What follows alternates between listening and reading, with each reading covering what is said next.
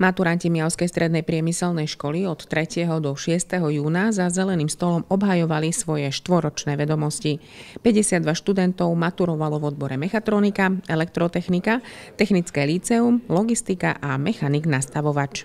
Prezentujú svoje získané vedomosti pred maturitnými komisiami z predmetov slovenský jazyk a literatúra, anglický jazyk v úrovni B1 alebo v úrovni B2 a z teoretickej časti odbornej zložky.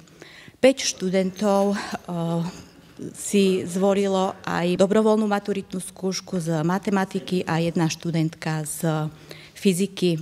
Týmto ústnym maturitným skúškam predchádzali koncom apríla praktické maturitné skúšky, kde študenti svoje získané vedomosti, zručnosti, schopnosti využili pri obhajobách vlastných projektov. 2 študenti obhajovali súťažnú prácu a 9 študentov odboru mechanik nastavovač konali praktickú realizáciu a predvedenie komplexnej úlohy.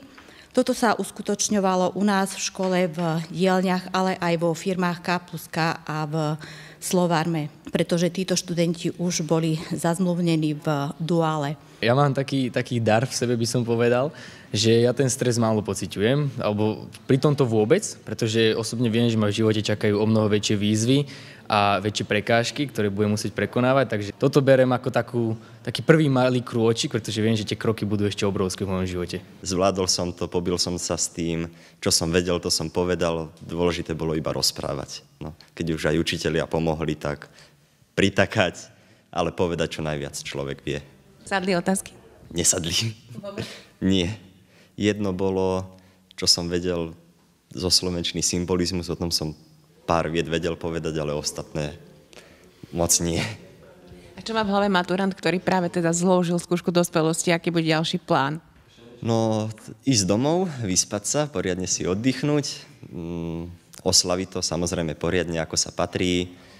A vysoká škola určite, ešte ten študentský život si treba trocha užiť. Dúfam, že študenti budú nakoniec úspešní a podarí sa im dostať sa na vysoké školy alebo pokračovať v zamestnaniach, ktoré si vybrali. Želám im veľa šťastia.